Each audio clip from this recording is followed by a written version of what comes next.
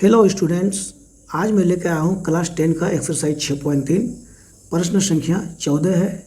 एक त्रिभुज ABC की भुजाएं AB और AC तथा मध्यिका AD एक अन्य त्रिभुज की भुजाएं PQ और PR तथा मध्यिका PM के क्रमशः समानुपाती है। दर्शाइए कि त्रिभुज ABC समरूप त्रिभुज PQR। यह आपको सिद्ध करना है। चलिए, क्वेश्चन हमने पढ़ लिया। देखिए, क्वेश्चन में क्या कहता है, एक त्रिभुज ABC है और एक अन्य त्रिभुज PQR है। दोनों त्रिभुजों में त्रिभुज ABC की मध्यिका AD है और त्रिभुज PQR की मध्यिका PM है। और देखिए, मध्यिका का मतलब क्या होता है? मध्यिका को मीडियन कहा जाता है अंग्रेजी में। मध्यिका मतलब ये आधार को दो बराबर भागों में बांटता है, यानी D उसका मध्य बिंदु है, मिड पॉइंट है। तो यानी BC को बिंदु D बाइसेक्ट करता है, इसी प्रकार से QR को बिंदु M बाइसेक्ट करता है, दो बराबर भागों में बांटता है। तो यही रेखा मध्यिका कहा जाता है।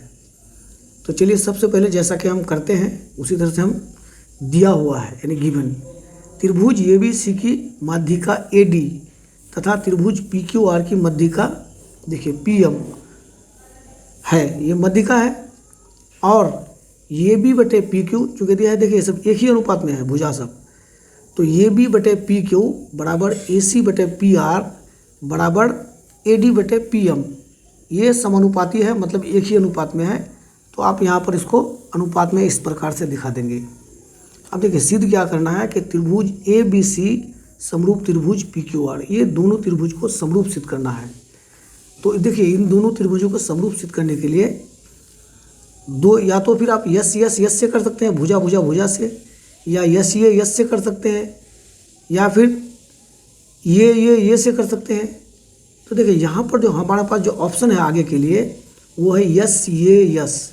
ये भी बटे PQ बराबर AC बटे PR दे दिया है, यानी दो भुजाओं का अनुपात।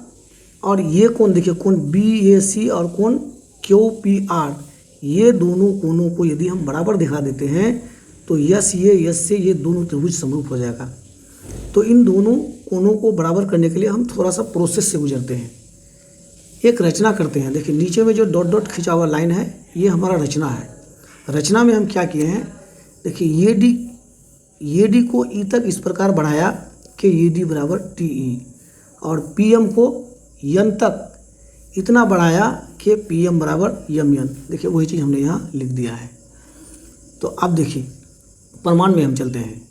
अब ये एक रचना के साथ ये एक चतुर्भुज बन गया, ABC एक चतुर्भुज बन गया। इसी प्रकार से PQNR ये भी एक चतुर्भुज बन गया। तो देखिए, चतुर्भुज यहाँ हम पढ़ते हैं। देखिए, चतुर्भुज ABC में विकर्ण AE तथा BC एक दूसरे को D बिंदु पर समद्विभाजित यानी बाइसेक्ट करते हैं। देखिए, ये D बिंदु पर बाइसेक्ट करता है। इसी प्रकार से चतुर्भुज PQNR में विकर्ण PN और QR एक दूसरे को M बिंदु पर समद्विभाजित करता है। चतुर्भुज ABC में विकर्ण AE और BC एक दूसरे को D बिंदु पर समद्विभाजित करता है, यानी बाइसेक्ट करता है। और इसी प्रकार से चतुर्भुज PQNR में इसका डायगोनल्स यानी विकर्ण PN और QR ये एक दूसरे को M बिंदु पर समद्विभाजित करता है।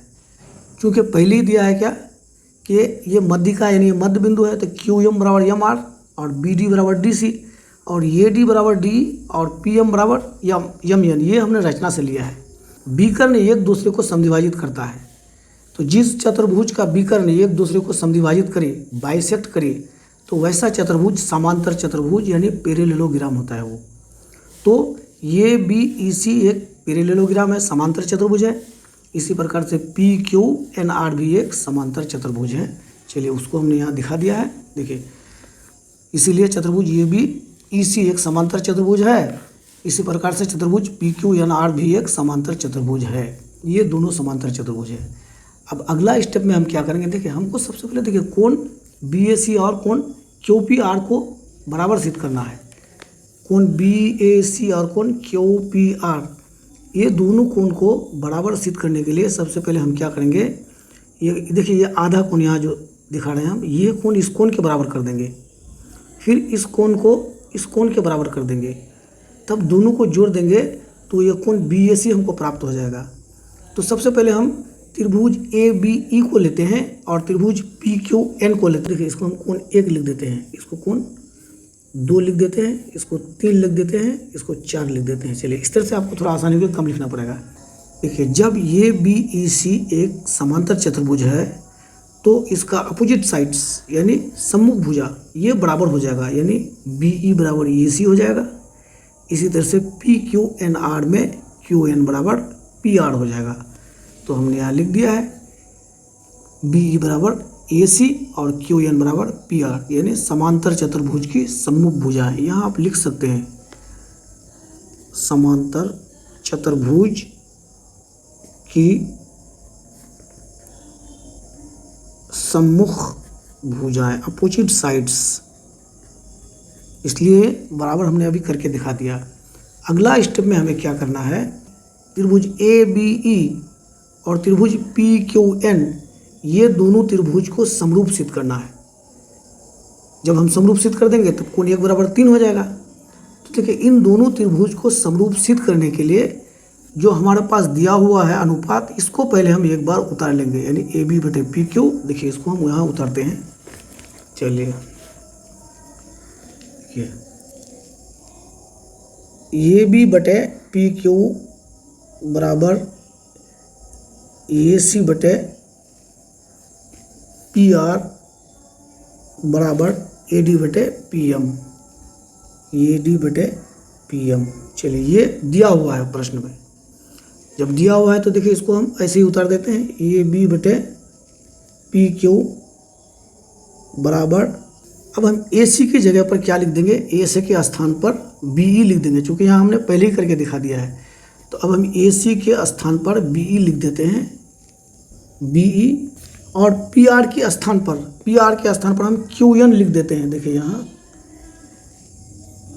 यहाँ सॉरी गलती हो गया, और पी आर के स्थान पर क्यू एन हमने लिख दिया, क्योंकि यहाँ हमने करके दिखा दिया है। देखिए पी आर बराबर क्यू एन, और देखिए उसके बाद क्या, ए डी बटे पी एम, इसको हम ऊपर नीचे 2 से गुना कर देते हैं। तो 2 से मल्टीप्लाई कर देते हैं, 2AD बटे 2PM। चलिए ऊपर नीचे मल्टीप्लाई कर दिए। अब देखिए अगला लाइन में मेरा क्या आ रहा है, इसको एज इट इज उतार दीजिए, AB बटे PQ बराबर BE बटे QN बराबर 2AD। अब देखिए यहाँ पर फिगर में देखिए AD को 2 से गुना करेंगे तो मेरा ये ही हो जाएगा, चूँकि ये मध्य बिंदु है। तो अब जब AD को 2 से गुना कर दिया तो अब 2AD नहीं लिख करके उसके स्थान पर हम लिखेंगे AE। चलिए इसके स्थान पर अब हम क्या लिखते हैं, AE बटे देखिए PM, इसको भी हमने 2 से यहाँ गुना कर दिया है, तो अब इसके स्थान पर हम क्या लिखेंगे PN। अब देखिए त्रिभुज ABE और त्रिभुज PQN में AB बटे PQ, देखिए AB बटे PQ बराबर BE बटे QN बराबर हो गया क्या, बराबर हो गया AE बटे PN। तो इस प्रकार से हम क्या कर सकते हैं, देखिए त्रिभुज ABE और त्रिभुज PQN इसकी भुजाएं एक ही अनुपात में हमने करके दिखा दिया। जब ये एक ही अनुपात में है तो दोनों त्रिभुज समरूप है, इसीलिए अब यहाँ आप लिखिए त्रिभुज ABE समरूप त्रिभुज PQN, ये PQN के समरूप हो गया। कौन सा अभिवृत्त लागू हो गया, भुजा भुजा भुजा भुजा भुजा भुजा समरूपता, यस यस यस, तीनों भुजाओं का अनुपात है। जब ये दोनों त्रिभुज समरूप हो गया, यानी त्रिभुज ABE और त्रिभुज PQN समरूप हो गया, तो इसका संगत कोण बराबर होगा, इसलिए कोण 1 बराबर कोण 3। इसलिए हम यहाँ लिखते हैं देखिए कोण 1 बराबर कोण 3। इसको आप समीकरण 1 बना दीजिए। अब देखिए आप यहाँ लिखिए इसी प्रकार, आप दूसरा को आप सिद्ध मत कीजिए, इसी प्रकार लिख करके आप कर दिए, क्योंकि फिर बहुत लंबा हो जाएगा नहीं तो। देखिए इसी प्रकार त्रिभुज AEC या ACE, इसी प्रकार त्रिभुज ACE तथा त्रिभुज PRN